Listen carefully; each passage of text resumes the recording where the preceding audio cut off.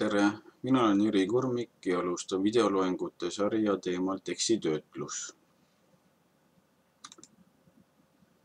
Minu arvutisse on salvestatud Microsoft Office 2010.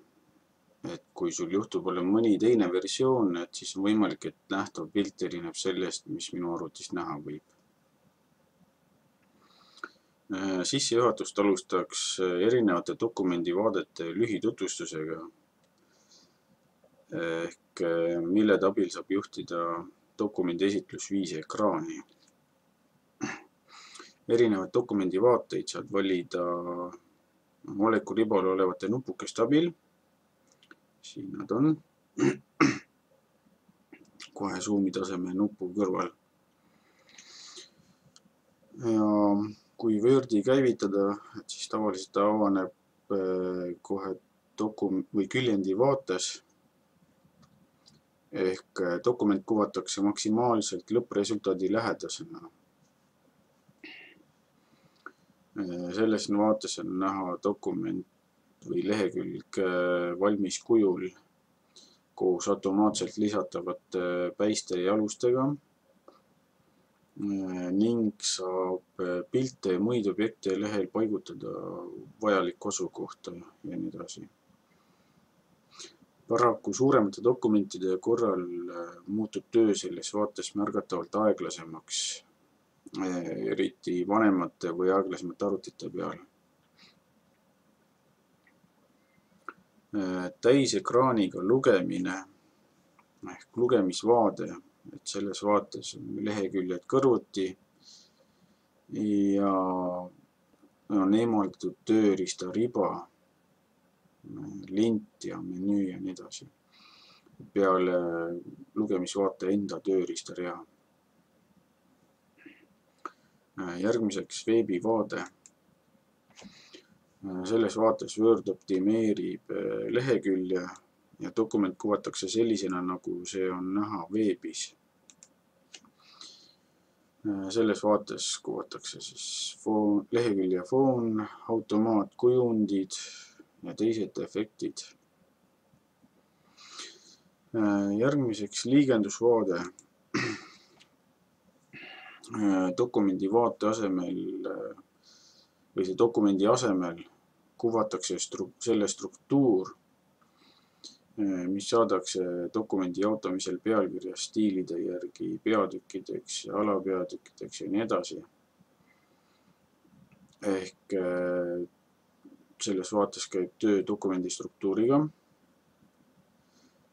Kui detailselt dokumendi näidatakse, peatükkide järjestuse vahetamine ja nii edasi.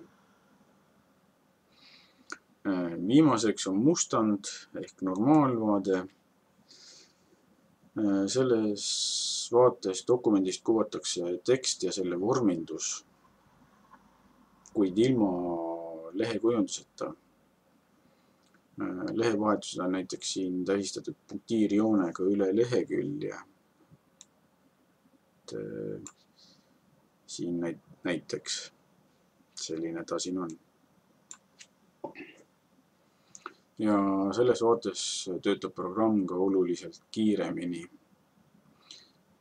Terve rida Wordi võimalusi on siin blokeeritud.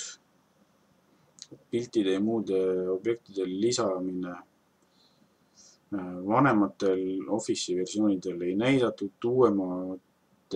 uuemal versioonil viiakse automaatselt küljendi vaatesse. Dokumendist liikumine. Ma olen siin eelnevalt välja kirjutanud mõned klahvikombinatsioonid, üldkasutatavad klahvikombinatsioonid, mida tasub endale selgeks teha, mis on kasutatavad mitte ainult Office'is, vaid ka teistes programmides. Aga pikemalt ma siin väga ei peatuks, et lisan videoloengu kirjelduse juurde.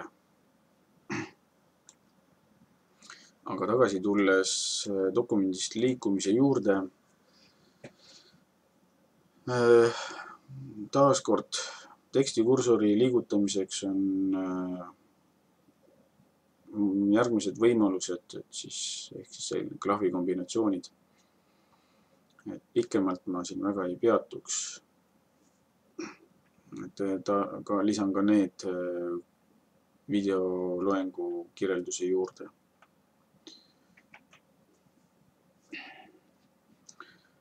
Räägiks natukene teksti sisestamise reeglitest, mille vastu väga palju eksitakse. Esiteks, mitme tühiku asemel tuleb kasutada tabulatsiooniklahvi. See tähendab, et me ei kasuta järjest rohkem kui ühte tühikut. Sama kehtib ka tabulatsiooni kohta. Et sellest ma räägin hiljem pikemalt. Teiseks, enter-klahvi tuleb kasutada ainult tekstilõigu lõpul või tühja rea sisestamiseks. Ehk näiteks, kui me soovime viia lõigu näiteks uuele lehele, et me ei kasuta sellist trikki, nagu praegu ma näitan, vaid kasutame selleks klahvi kombinatsiooni Ctrl-Enter. Või veel parem kasutada lõigu vormindust. Sellest ma räägin edaspidi lähemalt. Kui on soovi minna uuele reale lõigu sees, siis sellisel juhul kasutame klahvi kombinatsiooni Shift ja Enter. Sedasi.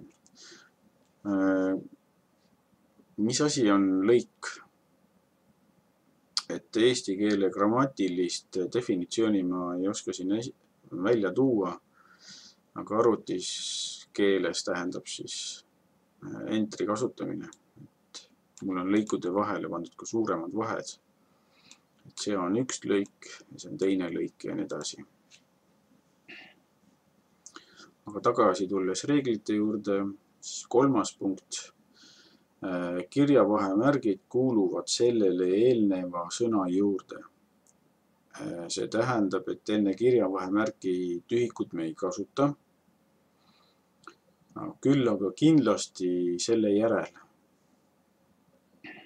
Et siis kirjavahemärkideks on koma, punkt, semikoolon ja nii edasi.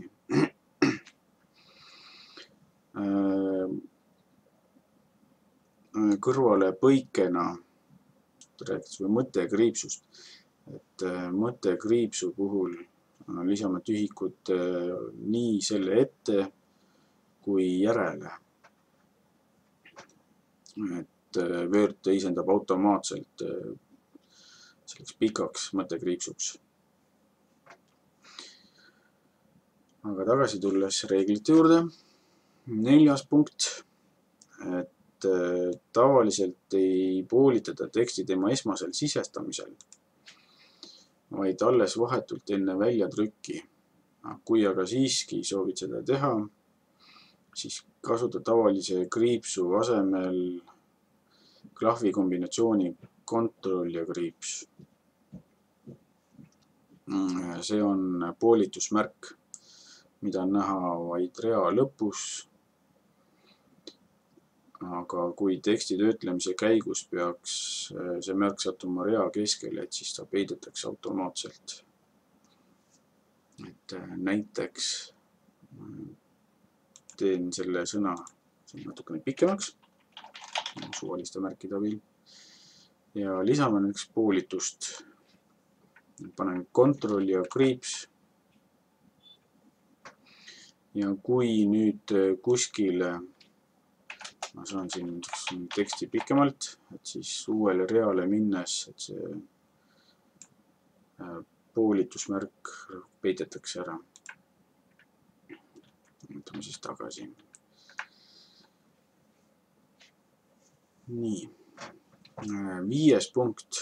Et pealkirjade joondamiseks ja taandridadeks tühikuid kasutada ei tohi.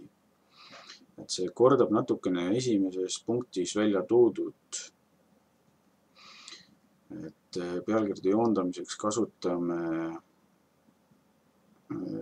vastavat laadi ja vormindame ka seda vastavalt.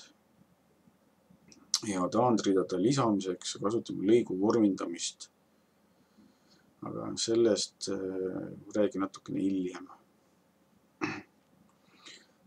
Kui klaviatuuril mõnda sümbolit ei ole, mida soovid sisestada, siis saab kasutada käsku lisa ja sümbol. Et mõned on juba siin esile toodud või kui siin ei näed, siis on siin veel sümboleid avanevas dialoogi aknas. Valime fonti, et mõned fondid on spetsiaalselt just sümbolite jaoks, et näiteks läheme siin lõpus, on ka sümbol.